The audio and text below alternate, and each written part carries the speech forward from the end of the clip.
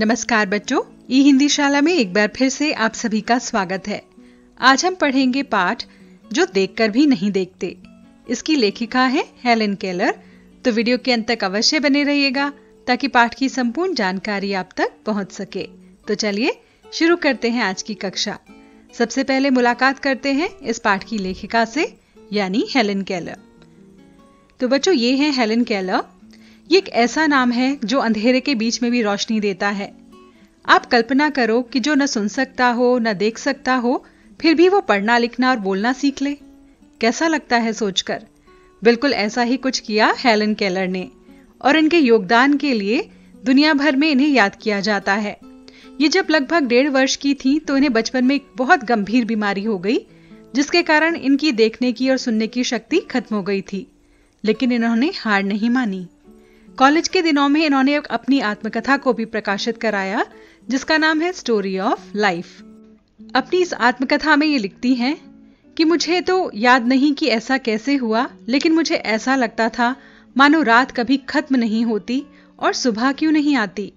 उसके अनुवाद कई भाषाओं में किए गए और ये दुनिया भर में घूम घूम कर अपने जैसे लोगों के अधिकारों के लिए और विश्व शांति के लिए काम करती रही हैं। तो बच्चों, आप कल्पना कीजिए कि आप आंखों पर पट्टी बांधकर एक कमरे में चलने का अभ्यास कर रहे हैं, तो आप कितनी बार टकराएंगे? तो सोचिए कि किस प्रकार से इस तरह के लोग जो न देख सकते हों न सुन सकते हों, किस प्रकार से अपना जीवन बिताते होंगे। लेकिन इनकी बाकी शक्तियां हमारी शक्तियों से ज्यादा काम करती हैं, यानी इनकी महसूस करने की जो इंद्रियां होती हैं, छूकर समझने की, सुनकर समझने की या फिर सूंघने की, ये इनकी इंद्रियां हमसे ज्यादा काम करने लग जाती हैं। तो ये उनके सहारे हमसे भी बेहतर काम कर सकते हैं। इसी प्रकार के कुछ काम करती थी हेलेन केलर, जिसके बारे में उन्होंने इस पाठ में लिखा है। तो चलिए पढ़ते हैं, देखते हैं कि हेलेन केलर के जीवन के कुछ अनुभवों से हम क्या सीख सकते हैं। कभी कभी मैं अपने मित्रों की परीक्षा लेती हूँ, यह परखने के लिए कि वे क्या देख सकते हैं। हाल ही में मेरी एक प्रिय मित्र जंगल की सैर के बाद वापस लौटी। मैंने उनसे पूछा, आपने क्या क्या देखा? कुछ खास तो नहीं, ये उनका जवाब था। मुझे बहुत अचरज नहीं हुआ, क्योंकि मैं अब इस तरह के उत्तरों की आदी हो चुकी हूं। मेरा विश्वास है कि जिन लोगों की आंखें होती हैं वे बहुत कम देखते हैं। अब लेखिका कहती हैं कि मैं कई बार ऐसे ही अपने मित्रों से पूछ लेती हूं जो घूमकर आते हैं कि आपने उस जगह पर क्या क्या देखा। तो अक्सर मुझे यही सुनने को मिलता है कि कोई खास चीज नहीं देखी। तो लेखिका को यह सुनकर कोई आश्चर्य नहीं होता, क्योंकि अब उन्हें इस तरह के उत्तर सुनने की आदत पड़ चुकी है। उनको लगता है कि जिनके पास आंखें होती हैं वो शायद बहुत कम चीजों को देखते हैं, क्योंकि उनका ध्यान शायद कहीं और लगा रहता है। उनके लिए वो बिल्कुल आम बात होती है चीजों को देखना। लेकिन लेखिका को लगता है कि जिनके पास आंखें नहीं होती, सच में अगर देखें तो वही चीजों को महसूस कर सकते हैं, अच्छी तरह से हाथों से छूकर महसूस करते हैं और समझते हैं, जितना कि आंखों से देखने वाले लोग नहीं कर पाते। आगे वो कहती हैं, क्या संभव है कि भला कोई जंगल में घंटा भर घूमे और फिर भी कोई विशेष चीज ना देखे? क्योंकि आप अगर कहीं भी घूमने जाते होंगे तो आपका ध्यान चारों तरफ चीजों पर लगा रहता होगा। तो जब लेखिका ऐसा सुनती हैं कि विशेष कुछ नहीं देखा, तो उन्हें बड़ा आश्चर्य होता है। मुझे जिसे कुछ भी दिखाई नहीं देता, सैकड़ों रोचक चीजें रोज मिलती हैं, जिन्हें मैं छूकर पहचान लेती हूँ। मैं भोजपत्र के पेड़ों की चिकनी छाल और चीड़ की खुरदरी छाल को स्पर्श से ही पहचान लेती हूँ। बेटा, छाल होती है पेड़ की, जो तना होता है उसके ऊपर जो स्किन होती है उसे हम छाल कहते हैं, जिसे अंग्रेजी में बाक कहा जाता है। लेखिका को वैसे तो कुछ दिखाई नहीं देता, लेकिन जिंदगी में उन्हें हर रोज बहुत सारी ऐसी चीजें मिलती हैं जो उनके लिए बड़ी रुचि की होती हैं, जिनमें उन्हें इंटरेस्ट आता है और उन्हें वो छू छू कर पहचान सकती हैं। जैसे कि भोजपत्र को। अब भोजपत्र का जो पेड़ है उसकी छाल बड़ी चिकनी होती है, यानी उसके पेड़ का जो तना है उसके ऊपर जो छाल होती है, स्किन होती है, वो बहुत चिकनी होती है। और चीड़ के पेड़ की छाल बहुत खुरदरी होती है। उन दोनों को वो छूकर ही पहचान जाती हैं।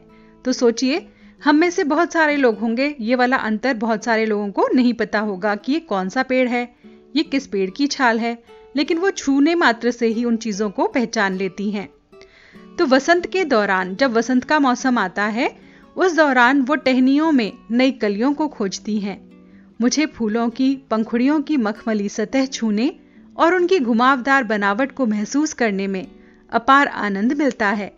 इस दौरान मुझे प्रकृति के जादू का एहसास होता है। वो कहती हैं कि जब बसंत का मौसम आता है, यानी जब फूल खिलते हैं चारों ओर, उस समय मैं हर पेड़ की टहनी को छू छू कर नई कलियों को ढूंढती हूँ कि किस पेड़ में नई कलियां आ रही हैं, और उन्हीं फूलों को छूकर बड़ा आनंद मिलता है, क्योंकि फूलों की जो पंखुड़ियां होती हैं वो बड़ी मखमली होती हैं, यानी बड़ी मुलायम होती हैं, और उनकी जो बनावट होती है वो घुमावदार होती है। किसी की राउंड शेप होती है तो किसी की थोड़ी तिकोनी सी शेप होगी, तो उसको छूकर उनको बड़ा आनंद मिलता है। और इससे उन्हें पता चलता है कि ये जो नेचर है, प्रकृति है, किस तरह से ये अपने जादू से तरह तरह की चीजें बनाती है, क्योंकि कोई भी चीज एक जैसी नहीं होती। हर एक की बनावट अलग होती है, किसी की सतह अलग होती है। तो कहती है मैं इसी तरह से प्रकृति के जादू को महसूस करने का प्रयास करती हूँ। कभी जब मैं खुश नसीब होती हूँ तो टहनी पर हाथ रखते ही किसी चिड़िया के मधुर स्वर मेरे कानों में गूंजने लगते हैं।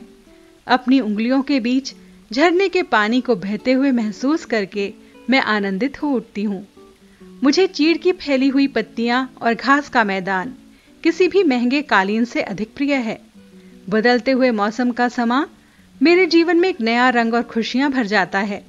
वो कहते हैं कि अगर कभी कभी ऐसा भी होता है, अगर मेरी किस्मत अच्छी हुई, तो जैसे ही मैं पेड़ की डाली को छूती हूँ तो कोई चिड़िया की सुंदर सी प्यारी सी मीठी आवाज मेरे कानों में सुनाई पड़ती है। और जब झरनों का बहता हुआ पानी उनकी उंगलियों के बीच से निकलता है तो उन्हें बहुत खुशी होती है।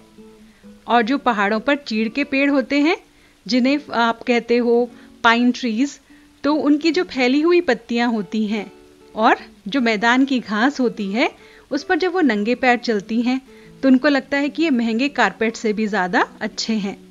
और बदलते हुए मौसम से जो वातावरण बदल जाता है, उससे उनको बहुत खुशी मिलती है। कभी कभी मेरा दिल इन सब चीजों को देखने के लिए मचल उठता है। अगर मुझे इन चीजों को सिर्फ छूने भर से इतनी खुशी मिलती है तो इनकी सुंदरता को देखकर तो मेरा मन मुग्ध ही हो जाएगा। परंतु जिन लोगों की आंखें हैं, सचमुच बहुत कम देखते हैं। इस दुनिया के अलग अलग सुंदर रंग उनकी संवेदनाओं को नहीं छूते। मनुष्य अपनी क्षमताओं की कभी कदर नहीं करता। वह हमेशा उस चीज की आस लगाए रहता है जो उसके पास नहीं है। अब लेखिका कहती हैं, जो सारी चीजों को मैं छूकर महसूस करती हूँ, कई बार मेरा मन इसलिए बेचैन हो जाता है कि काश मैंने देख पाती। जब मुझे छूने भर से इतनी खुशी मिल जाती है तो देखकर कितनी खुशी मिलती। अब वो कहती हैं, लेकिन फिर मुझे लगता है कि ये जो लोग हैं जो देख पाते हैं चीजों को, वो उनकी सुंदरता को शायद उतनी अच्छी तरह से महसूस नहीं कर पाते, उनके रंगों को उतना महसूस नहीं करते जितनी कि मैं करती हूँ। क्योंकि जिनके पास जो चीज होती है उसे उसकी कद्र नहीं होती। वो केवल उसकी कद्र करता है जो उसके पास नहीं होती, उसे पाने की चाह करता रहता है। लेकिन हमें किसकी कद्र करनी चाहिए? जो चीजें हमारे पास हैं, क्योंकि वो हमारे पास हैं और वो सदा हमारे साथ रहेंगी ऐसा नहीं है। तो इसलिए जो हमारे पास है उसकी हमें कद्र करनी चाहिए।